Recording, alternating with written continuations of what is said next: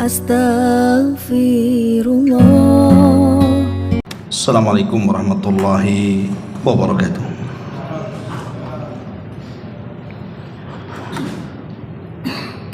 Alhamdulillah wassalatu wassalamu ala Rasulillah wa ala alihi wa sahbihi wa mawalah wa la hawla wa la quwwata illa billahi wa ba'du. Alhamdulillah, di malam ini kita bisa kembali duduk untuk bertalabul ilmi di Masjid Muhajirin. Dan pembahasan di malam hari ini kita akan membaca satu hadis Nabi sallallahu alaihi wasallam yang cukup panjang. Hadis yang dikeluarkan Imam Muslim dari sahabat Abi Sa'id Al-Khudri radhiyallahu anhu. Dan hadis ini secara global menceritakan tentang hal ikhwal, kondisi manusia pada hari kiamat. Banyak peristiwa dan kejadian yang akan berlaku kelak pada hari kiamat, dan semua kita, saya, anda atau siapapun pasti akan melalui peristiwa-peristiwa ini. Apa saja peristiwa-peristiwa yang terkandung dalam hadis yang panjang ini? Kita akan baca hadisnya, kemudian kita sedikit berikan keterangan-keterangan yang harus kita terangkan sehingga menjadi jelas tentang kondisi-kondisi yang tercantum dalam hadis ini. An Abi Sa'id Al-Khudri radhiyallahu anhu anna nasan fi zamani Rasulillah sallallahu alaihi wasallam qalu ya Rasulullah, hal nara rabbana yawmal qiyamati? Faqala an-nabiy sallallahu alaihi wasallam na'am.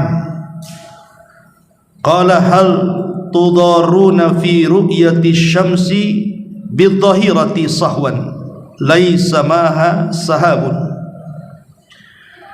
wa hal tudaruna fi ru'yatil qamari lailata badri sahwan laysa fiha sahab? Qalu la ya Rasulullah.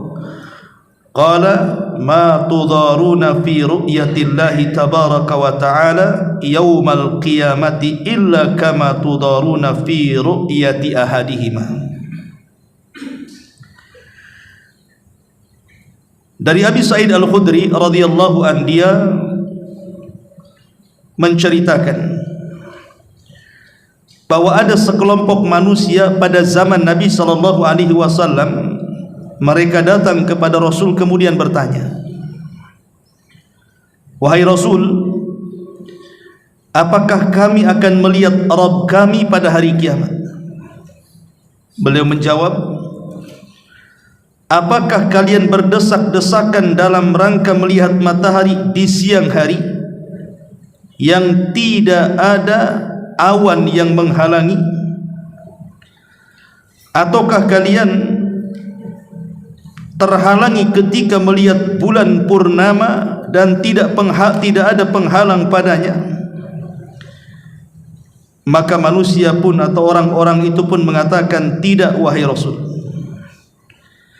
Maka Nabi SAW mengatakan, maka begitulah, tidaklah kalian berdesak-desakan dalam melihat Rabb kalian, melainkan sebagaimana kalian tidak berdesak-desakan ketika melihat salah satu dari keduanya, maksudnya melihat matahari ataupun bulan. Kita tidak berdesak-desakan ketika melihat dua makhluk Allah besar ini. Dari sini Nabi SAW memulai hadisnya dengan menyebutkan nikmat yang paling besar. Al-Imam Ibnul Qayyim rahimahullahu ta'ala mengatakan, fa'a'zamu ni'amil akhirati, maka seagung-agungnya nikmat di akhirat, waladzatuha, dan juga yang paling lezat dari seluruh nikmat ini, huwa an-nadharu ila wajhi Rabbi azza wa jalla, ketika seseorang diizinkan mampu melihat wajah Allah Rabbnya azza wa jalla, wa sama'u kalamihi, dan bisa mendengar kalam-kalamnya, wal qurbu minhu, dan bisa mendekat kepadanya, kama thabata fi sahih fi haditsir ru'ya, sebagaimana yang tertera dalam hadis-hadis sahih yang bicara tentang ru'yatullah, seorang mukmin akan melihat Allah Subhanahu wa taala. Bahkan dalam sebuah hadis dijelaskan, ketika penduduk sorga masuk ke dalam sorga, maka Allah Subhanahu wa taala akan datang kepada mereka di balik tabir. Kemudian Allah Subhanahu wa taala katakan, turiduna syai'an azidukum, maukah ku tambah lagi nikmat yang sudah kalian peroleh, ku tambah lagi. Maka penduduk sorga tiba-tiba mengatakan, ya Rabb, alam tubayyid wujuhana, bukankah engkau sudah memutihkan wajah-wajah kami, wa tudkhilana al-jannah, dan memasukkan kami ke sorga, wa tubaiduna anin nar, dan menjauhkan kami dari neraka, apalagi ya Rabb, sudah cukup. Tapi Allah Subhanahu wa taala tetap bertanya seperti itu sampai fayakshiful hijab, maka pemisah ataupun hijab yang mendinding Allah dengan penduduk sorga itu tiba-tiba terbuka. Apa yang terjadi? Fama u'tu syai'an ahabba ilaihi min nadhari ila rabbihim. Kata Nabi SAW, maka tidaklah mereka diberikan sebuah nikmat yang lebih mereka cintai melebihi ketika mereka mampu memandang Allah Subhanahu wa taala. Karena inilah nikmat terbesar, apalagi tidak ada nikmat yang paling besar melebihi Allah Subhanahu wa taala mendekatkan kita di sisinya, kemudian mendengarkan ucapan-ucapannya dan kalam-kalamnya secara langsung, kemudian kita bisa memandang wajah Allah Subhanahu wa taala tanpa penghalang, bagaikan kita melihat matahari dan bulan yang tidak berdesak-desakan. Ma'asyiral muslimin yang dimuliakan Allah Subhanahu wa taala, maka berdoalah kepada Allah Subhanahu wa taala agar kita bisa memandang wajah Allah Subhanahu wa taala. Kemudian Rasulullah SAW melanjutkan sabdanya, idza kana yaumul qiyamah adzana muadzdhinun liyattabi kullu ummatin ma kanat ta'budu fala yabqa ahadun kana ya'budu ghairallah subhanahu minal asnami wal ansabi illa yatasaqatuna finnar hatta idza lam yabqa illa man kana ya'budullaha min barrin wa fajirin wa ghubari ahlil kitabi fayud'al yahud fayuqalu lahum ma kuntum ta'budun qalu kunna na'budu Uzair ibnullah fayuqalu kadzabtum mattakhadallahu min sahibatin wala waladin famadza tabghuna qalu atishna ya rabbana fasqina fayusharu ilaihim ala tariduna fayuhsyaruna ila an-nar ka'annaha sarabun yakhtimu ba'daha ba'dha fatasaqatuna finnari. Kata Nabi SAW, pada hari kiamat akan didatangkan seorang penyeru yang akan menyeru. Kemudian penyeru mengatakan, hendaklah setiap umat mengikuti sesuatu yang dahulu mereka sembah di dunia, sehingga tidaklah ada seorang pun yang menyembah selain Allah berupa berhala atau patung-patung, melainkan mereka akan berjatuhan ke dalam neraka, sehingga tidak ada yang tersisa seorang pun kecuali orang-orang yang menyembah Allah, baik dia orang yang baik ataupun yang buruk. Dan juga sebagian sisa-sisa ahli kitab dari kalangan Yahudi akan didatangkan di hadapan Allah Subhanahu wa ta'ala. Kemudian Allah akan bertanya kepada orang-orang Yahudi ini, apa yang kalian sembah dahulu di dunia? Maka orang-orang Yahudi mengatakan, kami dahulu menyembah Uzair, putra Allah. Maka dikatakan kepada mereka, kalian berdusta. Allah mengatakan, kami dahulu, ataupun Allah Subhanahu wa ta'ala mengatakan, Allah tidak menjadikan istri ataupun anak. Bagaimana kalian menyembah Uzair, putra Allah? Kemudian Allah katakan kepada mereka, sekarang apa yang kalian kehendaki di sini? Maka orang-orang Yahudi mengatakan, ya Rabb, kami kehausan, kami ingin minum. Maka kemudian mereka diberikan isyarat pada sesuatu yang membuat mereka hilang dahaganya. Mereka kemudian digiring hingga ke neraka seakan-akan fata morgana, sebagian memukul sebagian yang lainnya, lalu mereka terjerumus dan masuk ke dalam neraka. Ma'asyiral muslimin yang dimuliakan Allah Subhanahu wa ta'ala, ringkasnya seperti ini. Ketika manusia dibangkitkan pada hari kiamat, ingat manusia dibangkitkan itu dimulai dari tulang ekor mereka. Walaupun kiamat itu dahsyatnya luar biasa, akan menghancurkan segalanya, tapi ada makhluk-makhluk Allah itu yang dikecualikan tidak hancur pada hari kiamat. Salah satunya adalah ujung dari tulang ekor setiap kita manusia. Walaupun terkadang tulang ekor itu tidak bisa dilihat kecuali oleh alat-alat tertentu, tapi itu tidak hancur, karena dari situlah kita dibangkitkan. Jadi ketika kita dibangkitkan oleh Allah Subhanahu wa ta'ala, kemudian manusia dikumpulkan di sebuah padang yang disebut dengan mahsyar atau padang mahsyar, maka kondisi manusia saat dibangkitkan itu sesuai ketika saat kematiannya. Ada orang-orang yang dibangkitkan itu mereka berbahagia. Boleh jadi saat kematiannya mereka di atas ibadah, di atas ketaatan, sedang berpuasa, sedang salat, sedang membaca Al-Quran, mengucapkan la ilaha illallah, dan sedang melakukan kebaikan-kebajikan atau apapun namanya dari ketaatan-ketaatan kepada Allah. Maka saat dibangkitkan dan saat dikumpulkan, mereka orang yang paling berbahagia, karena itulah yang mereka tunggu dari janji-janji Allah Subhanahu wa ta'ala. Dan mereka pun mengatakan, hadza ma wa'adar rahman wa sadaqal mursalun. Inilah apa yang dijanjikan Allah Subhanahu wa ta'ala kepada kami.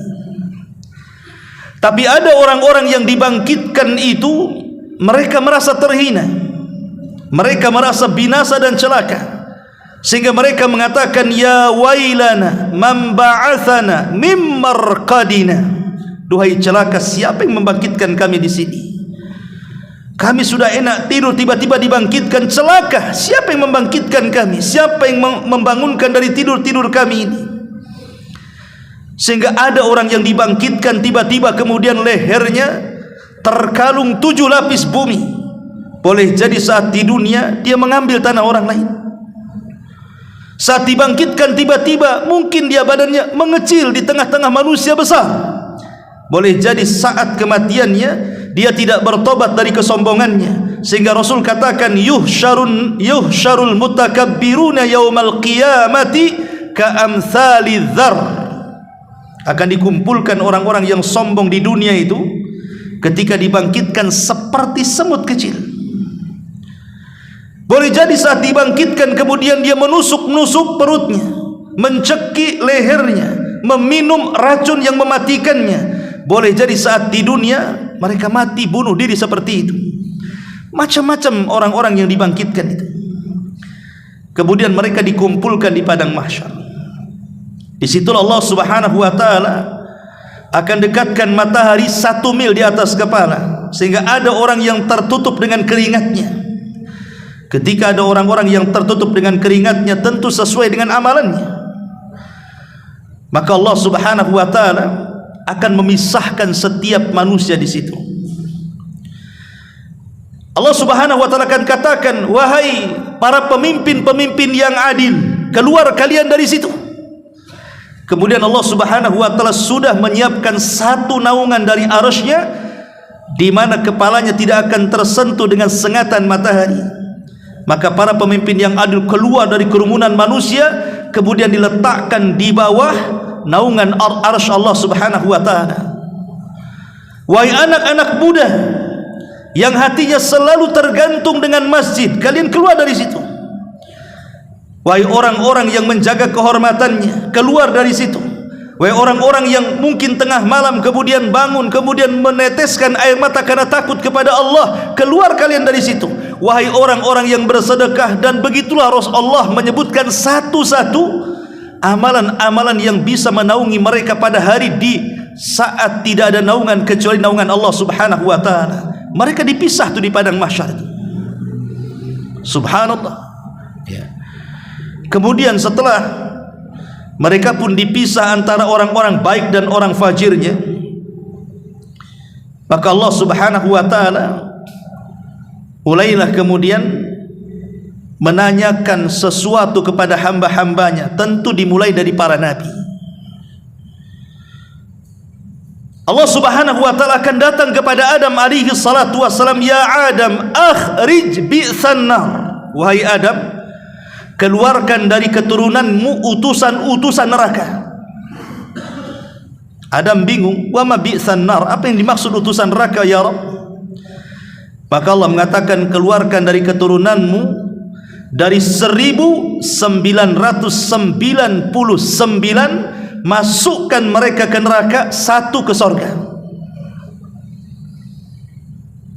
Dari sini menunjukkan bahwa penghuni neraka jauh lebih banyak dibandingkan penghuni sorga, karena jumlahnya dari 1000, satu masuk sorga, 999 masuk neraka. Kemudian Allah Subhanahu wa taala datang kepada Nuh dan mengatakan, ya Nuh, apakah sudah kau sampaikan risalahku kepada umatmu? Maka Nuh mengatakan, ya Rabb, sudah ku sampaikan risalahmu kepada umatku, bahkan siang malam aku berdakwah kepada mereka. Inni da'autu qaumi laila wa nahara, aku berdakwah kepada kaumku siang malam ya Rabb. Maka Allah mengatakan kepada kaumnya Nuh, wahai kaum Nuh, betul Nuh sudah menyampaikan risalahnya kepada kalian. Kata kaum Nuh mengatakan, kadzaban Nuh, Nuh dusta ya Rabb, dia tidak pernah menyampaikan risalahnya kepada kami, katanya. Maka Allah mengatakan, lihat Nuh, umatmu mengatakan engkau belum menyampaikan risalah kepada mereka. Adakah engkau saksi bahwa engkau menyampaikan risalahmu kepada mereka? Maka Nuh mengatakan, ya ada. Siapa? Kemudian Nuh mengisyaratkan kepada Rasul kita Muhammad sallallahu alaihi wasallam dan umatnya, kita-kita ini.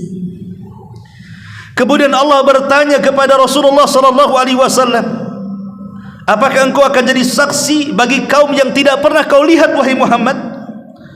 Engkau tidak hidup di zaman Nabi Nuh, bagaimana engkau akan bersaksi kepada zaman yang kau tidak saksikan? Maka Rasulullah sallallahu alaihi wasallam dan umatnya mengatakan, ya Rabb, yang mengatakan Nuh sudah menyampaikan risalah itu engkau sendiri. Maka kemudian Nabi SAW membacakan suratun Nuh, bagaimana Nuh sudah menyampaikan risalahnya. Maka Allah katakan, sungguh benar ucapanmu, dan sungguh benar Nuh alaihi salatu wassalam, dan sungguh berdusta kaumnya. Jadi Nabi Allah Subhanahu wa taala terus akan bertanya kepada setiap para nabi, termasuk Nabi Isa bin Maryam. Isa akan dihadapkan di hadapan Allah. Kemudian Allah Subhanahu wa taala mengatakan, ya Isa bin Maryam, a anta qulta lin-nasi ittakhiduni wa ummiya ilahaini min dunillah. Wahai Isa, putra Maryam, apakah kamu mengatakan kepada manusia, jadikan aku dan ibuku dua orang Tuhan selain daripada Allah? Karena umat Nasrani menganggap Isa itu Tuhan, dan ibunya juga Tuhan. Maka Allah mengatakan kepada Isa, wahai Isa, apakah engkau mengajak manusia untuk menyembahmu dan ibumu? Maka Isa mengatakan, subhanaka ma yakunu li an aqula ma laysa li bihaq, in kuntu qultuhu faqad alimta, ta'lamu ma fi nafsi wa la a'lamu ma fi nafsik, innaka anta 'allamul ghuyub. Maka Isa pun membantah dan mengatakan, maha suci engkau ya Rabb, tidak mungkinlah aku mengucapkan kalimat itu. Jika aku mengucapkannya pasti kau tahu, karena engkau tahu apa yang aku ucapkan, sementara aku tidak tahu apa yang ada padamu. Dan begitulah kemudian Allah subhanahu wa ta'ala akan menanyai seluruh para nabi. Setelah seluruh para nabi ditanya, maka mulailah bertanya kepada setiap umatnya dan mengatakan, ikutilah setiap nabi yang kalian ikuti di dunia. Akhirnya kemudian masing-masing umat itu akan di belakang para nabinya.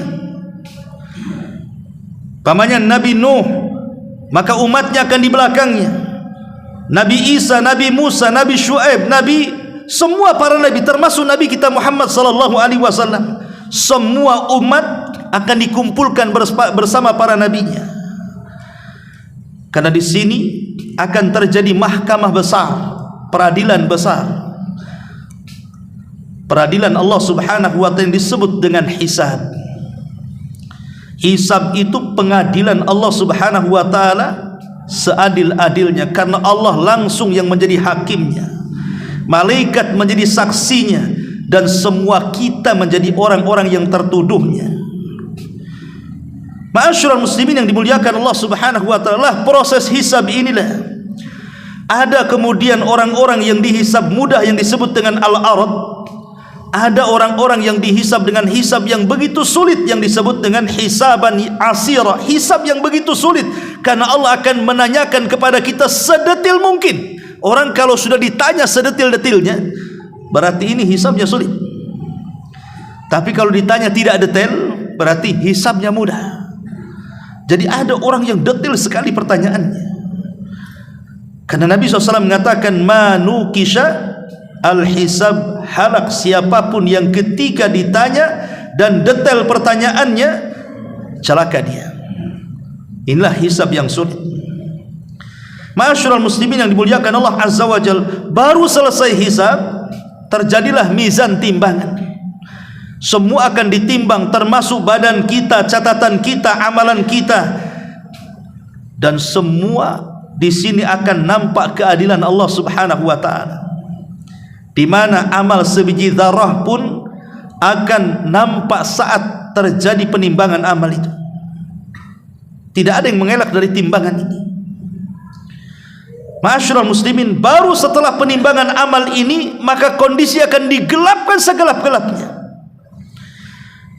Disitulah kemudian Allah subhanahu wa ta'ala memerintahkan orang-orang yang menyembah selain daripada Allah di dunia akan mengikuti setiap sesembahannya. Kemudian mereka pun akan digiring ke neraka. Inilah yang Allah subhanahu wa ta'ala firmankan, uhsyurul ladhina zalamu wa azwajuhum wa ma kanu ya'budun.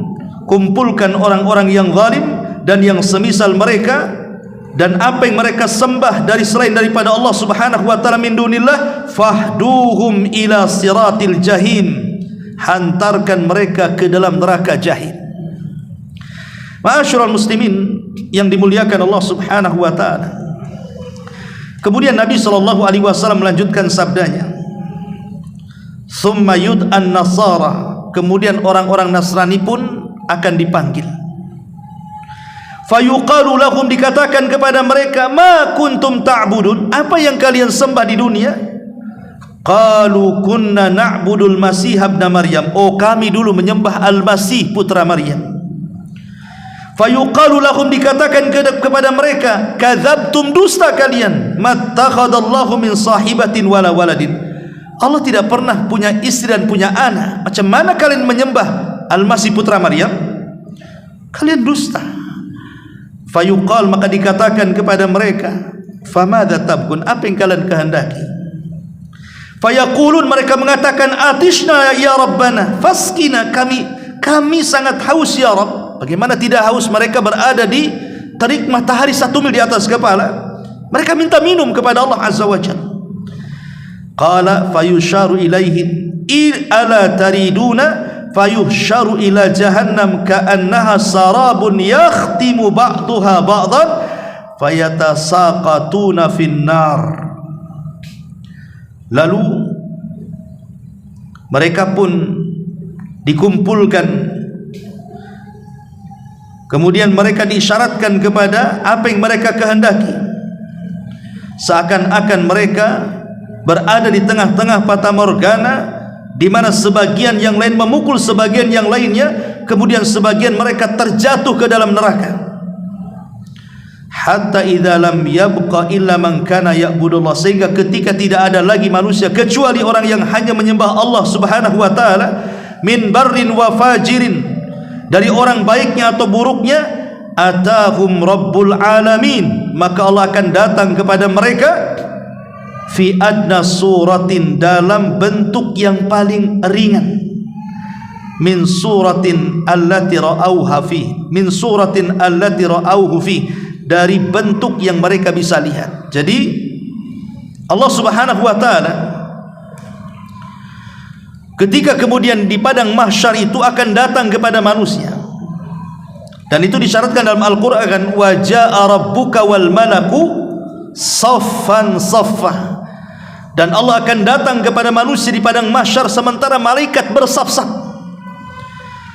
Dan tentu orang-orang yang beriman mereka mampu memandang wajah Allah Subhanahu wa taala.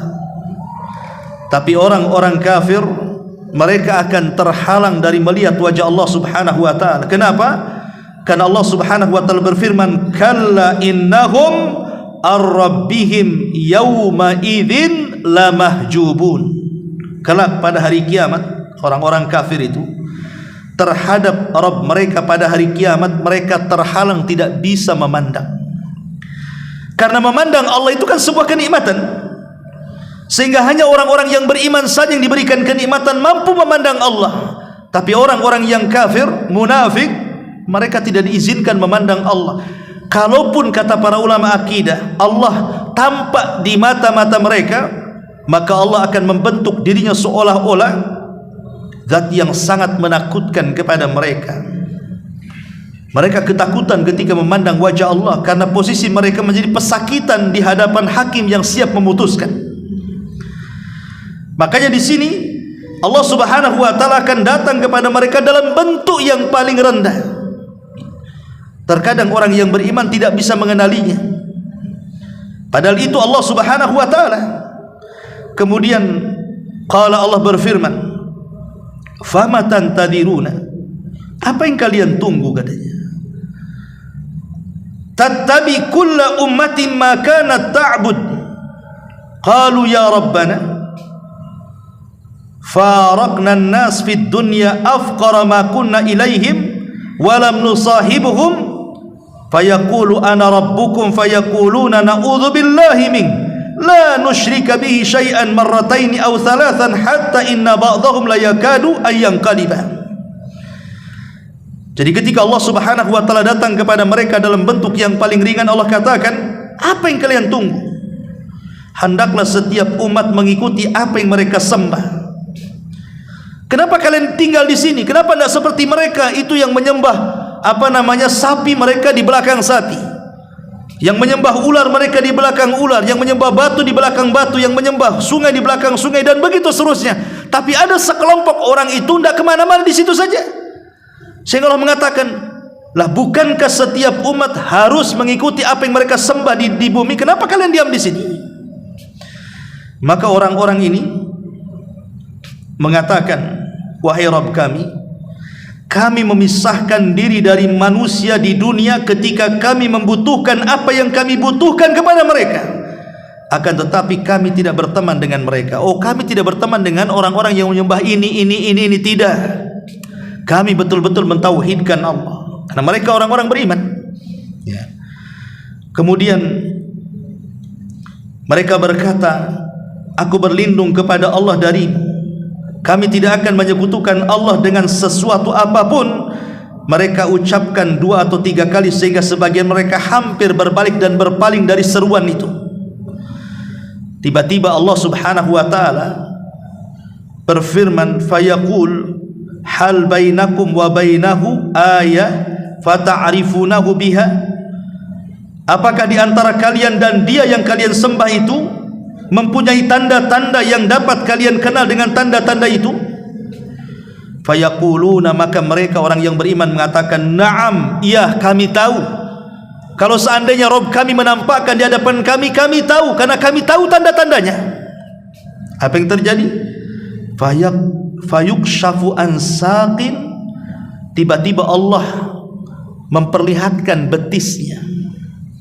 Fala yabqa man kana yasjudu lillah min tilqa'i nafsihi illa adzinallahu lahu bisujudi wala yabqa man kana yasjudu ittiqa'an wa riya'an illa ja'alallahu dhahrahu tabaqatan wahidatan kullama arada an yasjuda kharra ala qafah thumma yarfa'u ru'usahum wa qad tahawwala fi suratihi allati ra'awhu fiha awwala marratin faqala ana rabbukum fayaquluna anta rabbana thumma yudrabul jisru ala jahannam wa tahillu syafa'ah wa yaquluna Allahumma sallim sallim.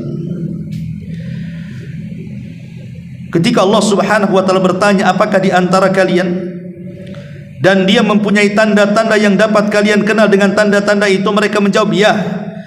Maka disingkaplah betisnya sehingga tidak tersisa orang-orang yang sebelumnya sujud kepada Allah dari dalam dirinya. Maksudnya ketika di dunia dia sujud ikhlas karena Allah, maka Allah izinkan di akhirat mereka sanggup sujud kepada Allah.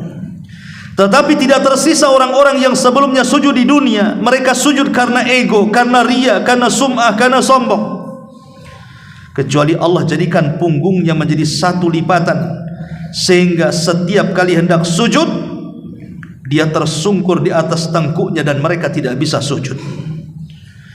Kemudian mereka mengangkat kepala mereka, maksudnya orang-orang yang beriman yang mampu sujud, dan Allah telah berubah bentuk yang dapat mereka lihat pertama kali. Itulah pertama kali Allah muncul dan menampakkan dirinya di hadapan orang-orang yang beriman pada hari kiamat, dan Allah mengatakan, aku adalah Rabb kalian. Maka mereka berkata, engkau Rabb kami. Kemudian dibentangkan jembatan di atas jahanam dan berlakulah syafaat pada hari itu. Mereka pun mengatakan, ya Rabb, selamatkan kami. Ma'asyiral muslimin yang dimuliakan Allah Azza wa Jalla, itulah firman Allah Subhanahu wa taala dalam Al-Qur'an, di mana Allah Subhanahu wa taala mengatakan, yauma yukshafu an saqin wa yud'auna ila sujudi fala yastati'un. Pada hari betis disingkapkan dan mereka dipanggil untuk sujud, tapi mereka tidak bisa sujud. Siapa mereka? Mereka orang-orang munafik, orang yang ketika salat hanya untuk riya saja, ketika salat itu hanya untuk sum'ah saja, bukan ikhlas karena Allah. Maka walaupun di dunia mereka bisa sujud kepada Allah, di akhirat mereka tidak sanggup sujud kepada Allah. Hanya orang-orang yang ketika di dunia ikhlas sujudnya karena Allah, merekalah yang kemudian mampu sujud kepada Allah Subhanahu wa taala. Ma'asyiral muslimin yang dimuliakan Allah Azza wa Jalla, kembali ke cerita Yaumul Qiyamah. Kita tahu bahwa setelah proses mizan, timbangan, dan saya katakan di awal bahwa penimbangan amal itu terdiri daripada 3. Pertama, orangnya. Dan ingat, orangnya ketika ditimbang itu bukan karena besar ataupun kurusnya sehingga mempengaruhi berat dan tidaknya timbangan, bukan itu. Karena nanti pada hari kiamat akan datangkan orang yang paling gemuk di dunia. Siapa orang yang paling gemuk di dunia yang obesitas itu? Itu akan didatangkan oleh Allah Azza wa Jalla, kemudian ditimbang. Rupanya beratnya tidak lebih daripada sayap nyamuk, saking ringannya. Tapi ada orang-orang yang datangkan kurus, krempeng, kering. Ketika di dunia orang yang paling kurus, ketika ditimbang rupanya lebih berat daripada gunung Uhud. Sebagaimana hadis ketika Abdullah ibn Mas'ud radhiyallahu anhu naik ke atas pohon kurma, tiba-tiba datang angin tersingkap jubahnya. Kemudian terlihatlah kurus dari betisnya Abdullah ibn Mas'ud, ditertawakan oleh para sahabat. Kemudian Rasul mengatakan, jangan kalian tertawakan kedua betisnya Abdullah ibn Mas'ud, karena kalau ditimbang di hadapan Allah, kedua betisnya lebih berat daripada gunung Uhud, kata Nabi SAW. Menunjukkan bahwa bukan persoalan gemuk ataupun kerempengnya yang mempengaruhi berat dan tidaknya timbangan, tetapi yang mempengaruhi adalah amal dan catatannya. Karena akan ditimbang itu badan kita, kemudian amal kita yang akan dibentuk dalam bentuk jism, kemudian catatan kita dijadikan satu timbangan. Disitulah akan nampak keadilan Allah Subhanahu wa ta'ala. Karena manusia ketika di dunia menimbang itu terkadang mengurang, terkadang menambah. Lihat para pedagang itu, ketika mereka menimbang sebuah timbangan, terkadang mereka ganjal timbangannya, akhirnya dikurangi kan takarannya. Terkadang kalau dia orang baik boleh juga menambah, tetapi di akhirat itu Allah tidak akan menambah, tidak akan mengurang, pas timbangannya. Dan itu menunjukkan keadilan Allah, bahwa tidak ada manusia sekecil apapun perbuatan di dunia, baik itu baik ataupun buruk, maka tetap akan ditimbang. Lah setelah proses timbangan ini, maka langit akan digelapkan segelap-gelapnya. Manusia tidak bisa melihat apapun. Dan inilah akan terjadi proses yang paling sangat mengkhawatirkan pada hari kiamat kepada setiap manusia. Apa itu? Al-murur ala sirat. Proses seseorang menyeberangi titian siratal mustaqim. Ini paling bahayanya dalam semua proses peristiwa-peristiwa pada hari kiamat. Kenapa bahaya? Dan paling bahaya karena jembatan itu Allah Subhanahu wa ta'ala letakkan tepat di atas neraka jahanam. Jadi jembatan itu persis di atas neraka jahanam. Jadi kalau terjatuh dipastikan masuk neraka. Dan 70 tahun baru sampai di dasarnya. Makanya kemudian Nabi SAW ketika mengatakan bahwa dia yang pertama kali melewati titian siratal mustaqim, ketika kemudian dia sampai di ujung, maka Nabi akan berdiri melihat umatnya satu persatu yang melintasinya. Jadi kalau seandainya ada satu umatnya yang melintas titian itu, maka Rasul ada khawatir kalau sampai umatnya terjatuh ke dalam jahanam. Maka Rasul terus berdoa dan mengatakan, Allahumma sallim sallim, ya Allah selamatkan dia, Allah selamatkan dia. Dan ini menunjukkan kasih sayang Rasul sallallahu alaihi wasallam kepada umatnya pada hari kiamat. Jangan sampai ada satu umatnya yang masuk ke dalam jahanam. Ma'asyiral muslimin yang dimuliakan Allah Azza wa Jalla. Makanya kemudian Rasul melanjutkan sabdanya di sini. Qila ya Rasulullah, wa mal jisru? Apa itu jisr? Apa itu jembatan? Rasul ditanya soal jembatan. Qala, maka Rasul mengatakan, dhahdhun mazillatun fihi khatatibu wa kalalibu wa hasakun takunu bin najdi fiha syuwaikatun yuqalu laha sa'dan. Kata Nabi SAW, jembatan itu sangatlah licin dan menggelincirkan. Di sana terdapat besi-besi pencakar, besi-besi pengait, duri-duri besi yang terbuat dari pohon-pohon yang berduri, yang orang-orang katakan sebagai as-sa'dan. Kemudian kata Rasul, fayamurrul mu'minun katarafil aini wa kalbarki wa karrihi wa katairi wa kaajawidil khayli wa rukabi. Maka ketika orang-orang yang beriman melalui titian itu, maka di antara mereka ada yang seperti kilat, tahu-tahu dah sampai di ujung. Ada yang seperti kedipan mata, ada yang seperti angin, ada yang seperti burung, ada yang seperti kecepatan lari kuda, bahkan ada yang seperti berlari kencang. Ada juga yang kemudian di antara mereka yang menunggangi tunggangan. Kemudian kata Rasul, fanaji muslim wa makhdush mursalun wa makdush fin nari jahannam hatta idza khalusal mu'min minan nar.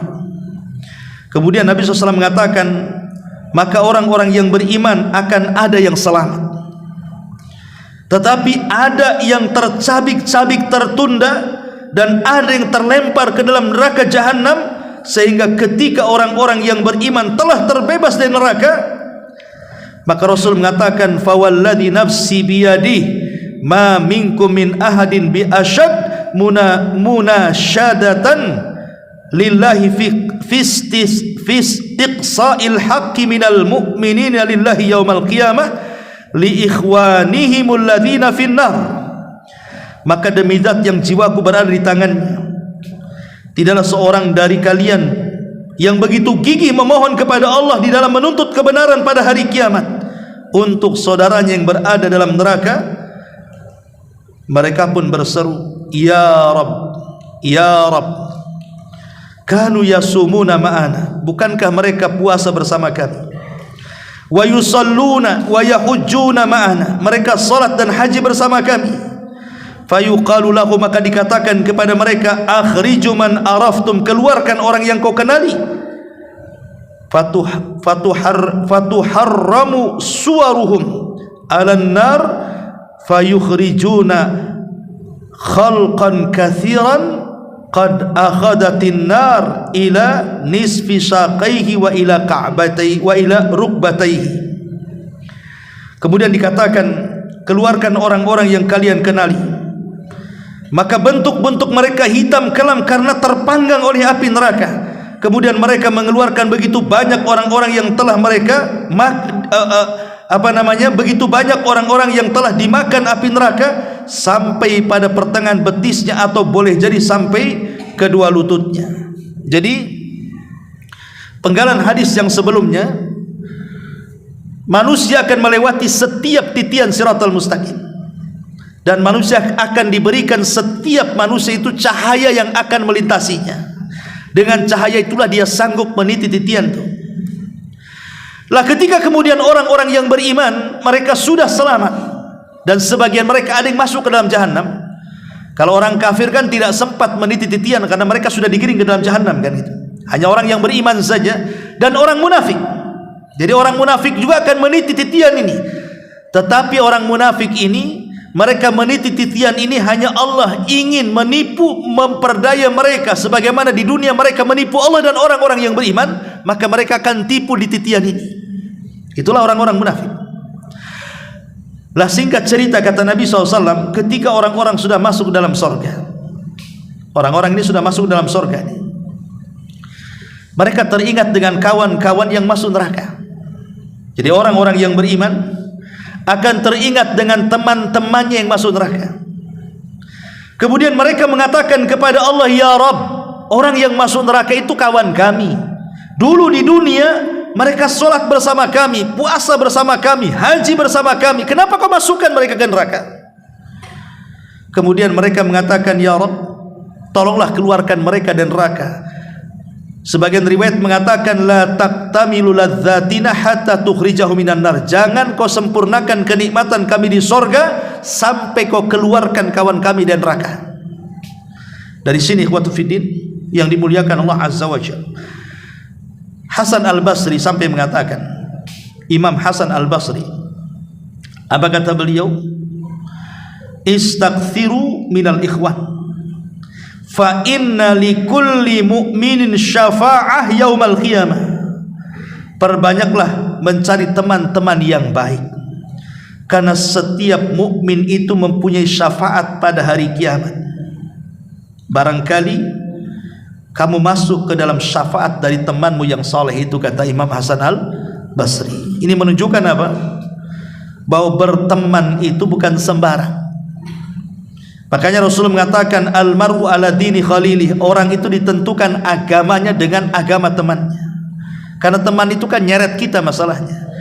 Bisa saja dia menyeret kepada kebaikan, bisa saja menyeret kepada keburukan. Tapi teman-teman yang baik di dunia, yang kita lihat akidahnya lurus, ibadahnya rajin, ketaatannya luar biasa, keikhlasannya tampak, maka jangan pernah lepas dari teman-teman yang seperti ini.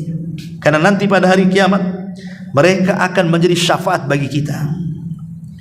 Nabi SAW menjelaskan, karena kan yang memberikan syafaat itu banyak kan, malaikat memberikan syafaat, para nabi memberikan syafaat, para syuhada memberikan syafaat, dan begitu seterusnya sampai kepada orang-orang yang beriman juga akan memberikan syafaat kepada orang-orang atau teman-temannya ketika di dunia. Ma'asyiral muslimin yang dimuliakan Allah Azza wa Jalla, makanya kemudian mereka mengatakan, ya Rabb, keluarkan teman kami. Kemudian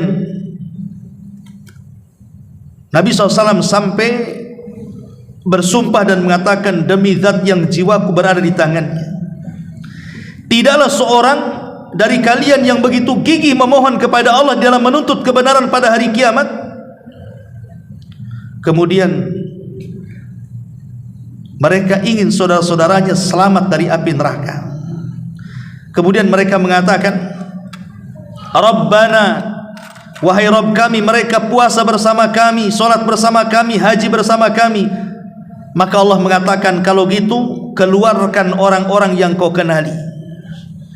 Dalam riwayat, maka mereka pun meminta kepada Allah dengan menyebutkan namanya. Umpamanya, saya punya kawan si fulan, saya masuk surga, kemudian saya sebutkan si anu, si anu, si anu, si anu, disebutkan namanya satu-satu yang ia kenal selama di dunia tuh. Maka malaikat akan diutus oleh Allah untuk menyelamatkan orang yang disebut tadi, dan malaikat tidak kenal siapa yang akan dikeluarkan kecuali dari bekas sujudnya. Dari sini Rasul mengatakan, neraka tidak akan memakan bekas sujud. Api neraka itu tidak akan memakan dahi-dahi dan anggota badan bekas sujud, karena anggota sujud itu kan ada 7: ujung kaki, ujung lutut, 2 telapak tangan, kemudian dahi dan hidung. Itulah anggota sujud namanya. Maka neraka tidak akan memakan anggota-anggota itu. Lah malaikat ketika menyelamatkan dan menyelamatkan orang dari neraka itu dikenali dari bekas sujudnya tadi. Maka beruntunglah orang-orang yang mereka memperbanyak sujud kepada Allah Subhanahu wa taala. Ma'asyiral muslimin yang dimuliakan Allah Subhanahu wa taala. Kemudian tsumma yaqulun, kemudian orang-orang yang beriman di surga mengatakan lagi, Rabbana ma baqiya fiha ahad, wahai Rabb kami, tidak tersisa lagi seorang pun yang telah Engkau perintahkan kepada kami. Fayaqul, maka Allah katakan, irji'u fama wajadtum fi qalbi mithqala dinar min khairin fa akhrijuhu. Maka Allah mengatakan, kembalilah kalian, tengok lagi, ada enggak kawan kalian di neraka itu? Maka barang siapa yang kalian temukan di dalam hatinya kebaikan seberat dinar sekalipun, keluarkan mereka. Maka Allah pun merintahkan malaikat mengeluarkan mereka.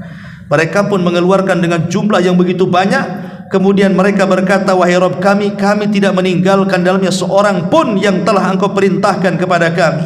Tapi Allah katakan, lihat lagi, mungkin ada kawanmu yang belum tersebut. Subhanallah, ya. Sampai Allah Subhanahu wa taala mengatakan, lihat lagi, padahal sudah dikeluarkan kawan-kawannya. Kata Rasul, kata Allah, lihat lagi, boleh jadi mungkin masih ada. Lihat bagaimana Allah Subhanahu wa taala sangat sayang. Sampai-sampai Abu Sa'id Al-Khudri radhiyallahu anhu hadis ini mengatakan apa? Illam tusaddiquni bihadzal hadis. Kalau kalian tidak percaya dengan hadis ini, kata perawi hadis kan Abu Sa'id Al-Khudri mengatakan, kalau kalian tidak percaya dengan hadis ini, faqra'u in syi'tum, baca kalau kalian berkehendak firman Allah Azza wa Jalla, innallaha la yadrib mithqala dzarratin wa in taku hasana yudha'ifha wa yu'ti min ladunhu ajran 'azima. Sesungguhnya Allah tidak menganiaya seorang pun walaupun sebesar zarah, dan jika ada kebaikan sebesar zarah niscaya Allah akan melipat gandakan dan memberikan darinya pahala yang sangat besar. Kemudian kata Abu Sa'id Al-Khudri, Allah Subhanahu wa taala akan berfirman, syafa'atil malaika wa syafa'an nabiyyun wa syafa'al mu'minun walam yabqa illa arhamur rahimin. Para malaikat akan berikan syafaat, para nabi akan berikan syafaat, orang-orang yang beriman akan memberikan syafaat. Sekarang yang belum memberikan syafaat adalah Zat yang Maha Pengasih. Artinya manusia pada hari kiamat itu diselamatkan dari 2 segi, dari 2 arah. Manusia akan diselamatkan dari neraka itu dari 2 arah. Pertama dari arah syafaat, di mana para nabi memberikan syafaat, para malaikat memberikan syafaat, orang-orang yang beriman, para syuhada, orang-orang saleh akan berikan syafaat, termasuk anak kepada orang tuanya, dan begitu seterusnya. Tapi kalau sudah habis syafaat nih, nggak ada lagi syafaat, berarti orang ini bisa selamat dari arah yang lainnya. Apa itu? Dari rahmat Allah subhanahu wa ta'ala. Ketika tidak ada syafaat, sisanya hanya rahmat Allah. Berarti mereka diselamatkan dari rahmat Allah. Tentunya orang-orang yang tidak banyak ibadah di dunia, atau sama sekali tidak ada ibadah di dunia, tapi masih ada keimanan walaupun sebiji zarah. Itulah orang-orang yang terakhir keluar dari neraka dan terakhir pula masuk ke dalam surga. Itu mereka orang-orang yang diberikan rahmat, bukan karena syafaat. Ma'asyiral muslimin, dan ini dijelaskan oleh hadis selanjutnya bagaimana inilah bentuk bagaimana Allah memberikan rahmat. Ada orang-orang yang dikeluarkan dari api neraka bukan karena syafaat, tapi karena rahmat Allah. Apa kata Nabi SAW lanjutannya? Fayaqbidhu qabdatan minan nar. Kemudian Allah menggenggam satu genggaman dari dalam neraka. Fayukhriju minha. Kemudian Allah mengeluarkan satu kaum dari neraka. Kemudian kauman lam ya'malu khairan qad, sebuah kaum yang tidak punya kebaikan sekecil apapun. Qad adu humaman, sementara mereka sudah gosong karena terbakar. Kemudian Allah ambil, fayulqihim fi nahrin min afwahil jannah, maka mereka akan diletakkan di sebuah sungai di pintu-pintu sorga. Yuqalu lahu nahrul haya, dikatakan namanya sungai kehidupan. Fayakhrujuna kama takhrujul habbatu fi hamilis saili. Kemudian mereka keluar dari dalam sungai layaknya biji yang tumbuh dari aliran sungai. Ala tarawnaha takunu ilal hajari au ila syajari ma yakunu ila syamsi usayfirun au uhaydirun wa ma yakunu minha illa dhil yakunu abyad. Faqalu ya Rasulullah ka'annaka kunta tar'a bil badiyati. Jadi setelah mereka dikeluarkan dari dalam sungai layaknya biji tumbuh dari aliran sungai, kata Rasul, tidakkah kalian lihat ia tumbuh merambah di bebatuan atau pepohonan mengejar sinar matahari? Kemudian mereka yang tumbuh layaknya biji, ada yang berwarna kekuningan, ada yang kehijauan, sementara yang berada di bawah bayangan akan berwarna putih. Para sahabat bertanya, wahai Rasul, seakan-akan engkau sedang menggembali daerah orang-orang Badui. Qala, maka Rasul mengatakan, fayakhrujuna kalu'lu'i fi riqabihimul khawatim. Kemudian keluarlah seperti mutiara, sementara di lutut-lutut mereka terdapat cincin yang bisa diketahui oleh penduduk sorga. Kemudian dikatakan, Allah berfirman, masuklah kalian ke dalam sorga, apa yang kalian lihat maka itulah yang kalian akan miliki. Ma'asyiral muslimin yang dimuliakan Allah Azza wa Jalla, artinya inilah orang-orang yang akan mendapatkan rahmat tanpa syafaat, dan mereka orang yang terakhir keluar dari neraka dan masuk ke dalam sorga. Dalam riwayat begini, jadi orang-orang yang terakhir keluar dari neraka itu, mereka meminta kepada Allah untuk dijauhkan sejauh-jauhnya dari neraka dan mengatakan, ya Rabb, neraka sudah membakar kami, neraka sudah menyesakkan hidung dan pernapasan kami, jauhkan kami dari neraka. Maka mereka pun dijauhkan dari neraka dan didekatkan ke sorga. Kemudian dari kejauhan dia melihat pohon. Pohon itu penuh dengan buah-buahan, dan di bawah pohon itu ada aliran sungai. Di situ ada makanan, di situ ada minuman. Itulah angan-angan penduduk neraka. Karena ketika mereka di neraka, mereka kan mengatakan kepada, kan neraka itu kan ada jendelanya, sorga juga ada jendelanya. Jadi penduduk sorga dari jendela itu bisa melihat penduduk neraka dari jendela itu bisa melihat kenikmatan sorga. Maka penduduk neraka mengatakan kepada penduduk sorga itu, berdialog tuh di antar jendela itu. Apa kata penduduk neraka ini? Dia mengatakan, wahai penduduk sorga, afidhu alaina minal ma' au mimma razaqakumullah. Berikanlah setetes air yang Allah berikan kepada kalian, atau makanan yang Allah rizkikan kepada kalian.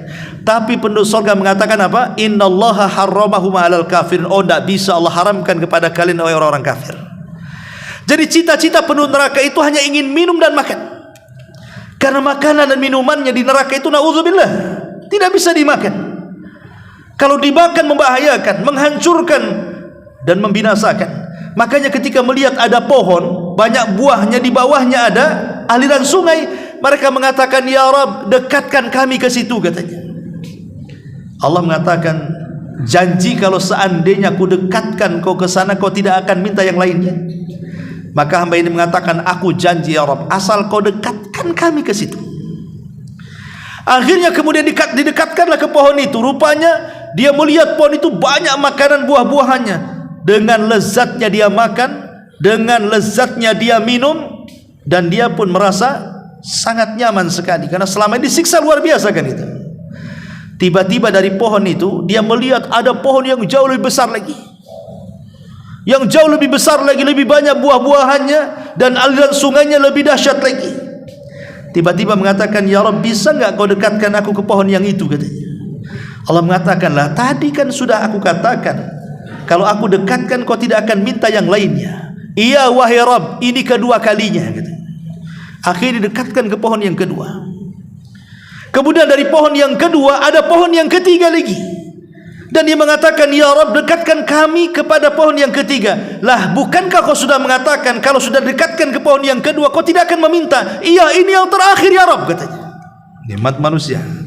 Didekatkanlah ke pohon yang ketiga. Rupanya setelah pohon yang ketiga itu ada gerbang sorga. Dia bisa melihat dari celah-celah sorga itu bagaimana kenikmatan di dalamnya. Dia mengatakan, ya Rabb, masukkan aku ke sorga. Lah, tadi apa yang kau bilang? Setelah ku dekatkan kau ke pohon yang ketiga, kau tidak akan minta lagi, katanya. Itulah rupanya manusia seperti itu ya. Kadang-kadang janji ini hanya janji di lisan saja ya. Akhirnya Allah mengatakan, sudah gini saja, coba apa yang kau inginkan di dunia, tamanna ya abdi. Coba bercita-citalah, kira-kira di dunia ini kalau aku berikan nikmat, coba hayalkan setinggi hayalanmu, kau ingin apa? Berhayalah kemudian hamba ini sampai mentok hayalannya, ingin ini macam-macam lah dalam otaknya itu. Maka Allah mengatakan, baik, aku akan berikan 10 kali lipat dari hayalanmu. Ketika dibuka pintu sorga, seolah-olah dia yang pertama kali masuk sorga, padahal dia yang terakhir. Inilah orang yang terakhir keluar dari neraka, terakhir pula masuk sorga, seolah-olah dia yang pertama pula dia. Karena sorga itu satu celupan saja melupakan keperitan segalanya ya.